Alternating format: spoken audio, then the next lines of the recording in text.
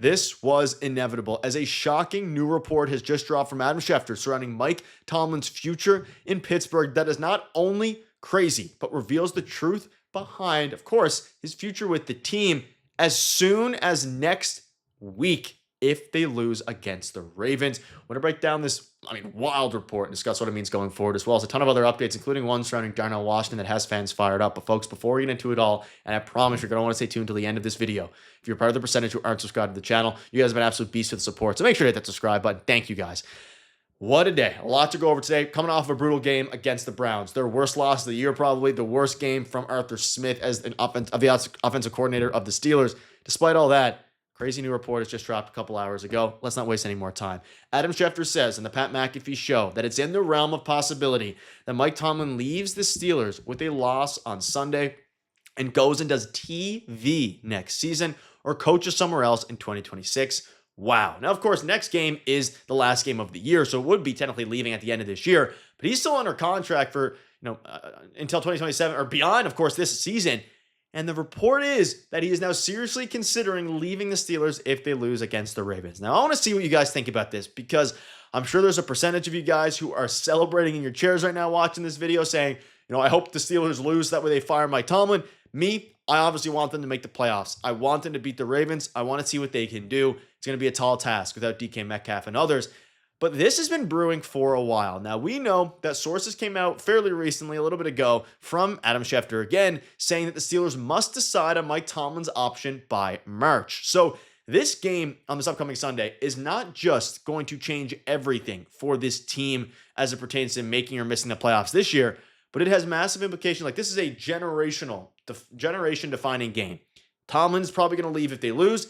TV next season, I'm sure he could find a coaching spot pretty easily.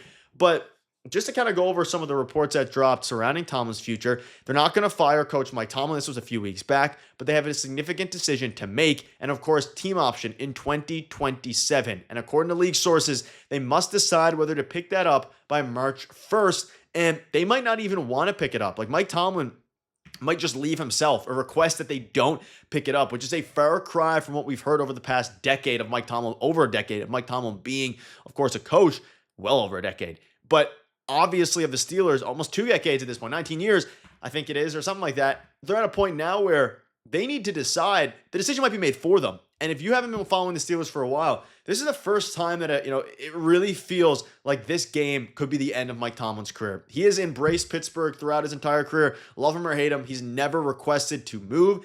And the Steelers are known for keeping their coaches extremely long, like the longest in all the NFL.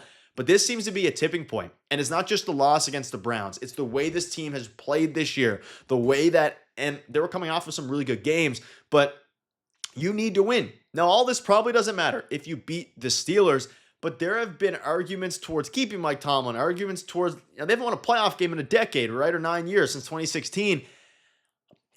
It's crazy that it might actually be coming to a point where it's not the Steelers that have to fire Mike Tomlin despite Tomlin wanting to stay. It's Tomlin leaving to, maybe take a less pressured job out on TV, whether it be with CBS, Fox, whatever it is. And they have until March to do it, but their hand now might be forced here. And the more you look on Twitter, the more you look at what fans are thinking. And I want you guys to leave a comment right now saying where you guys currently stand with it.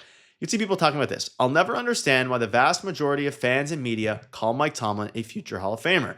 He has coached for 18 seasons. Only 4 have come complete with a playoff win. Make it make sense. Now, I still think Tomlin's probably a Hall of Famer. He makes an interesting point. Like, he hasn't been successful in the playoffs. Of course, he won.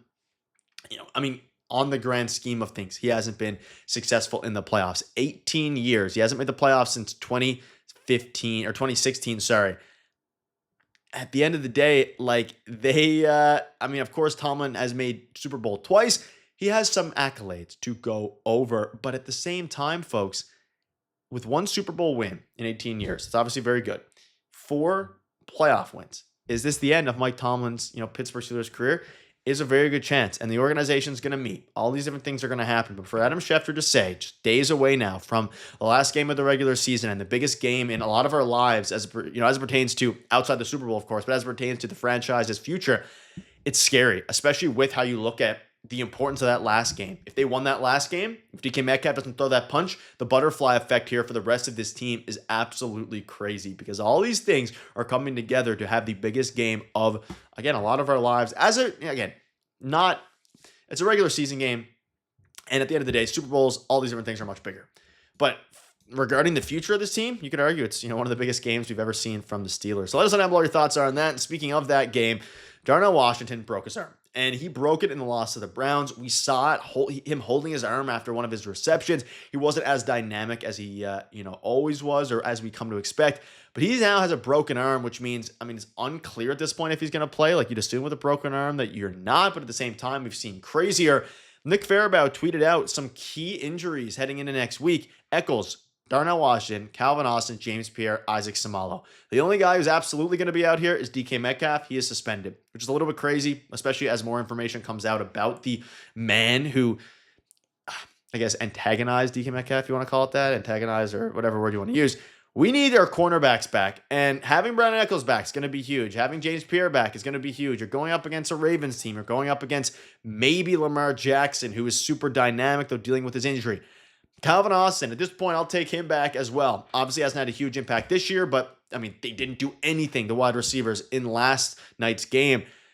It's just going to be a mess this week. I'm going to have a ton of updates for you. There's going to be practice squad moves, but at the end of the day, all eyes are on two different things. The health of the Steelers, the health of Darnell Washington, and the health of Lamar Jackson. You never want to wish, and on this channel, we never wish injury upon anybody, and I hope Lamar Jackson has a healthy career. But if he's out, you assume you're in better shape, right? Obviously, Huntley had a fantastic game for the Steelers, or for the Ravens to take them over the Packers, but they need to change the way they're playing. You look at the game yesterday, horrific both sides of the ball, whether that be running the ball, whether that be receiving, or of course throwing the ball from Aaron Rodgers.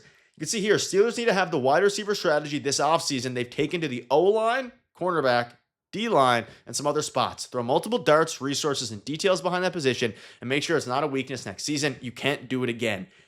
And is right. Folks, we are employing two players as the main focal points, really, Marquez Valdes-Scantling and Adam Thielen, who weren't even on the team at the start of this year, weren't even on the team a month or two ago, probably 2 months ago now. They're not using Pat Freiermuth enough. If I'm the Steelers, I'm going out and developing a game plan behind Pat Freiermuth and Jonnu Smith. Jonnu Smith was a Pro Bowler last year with the Dolphins. They are your best and by far your most talented receivers, if you want to call it that. Make a plan around them. We saw what happens with Pat Freiermuth when you give him the ball. Have your wide receivers as other guys, like as alternates, right? In the sense of Scotty Miller. He had a fine game. Throw it to him occasionally, of course.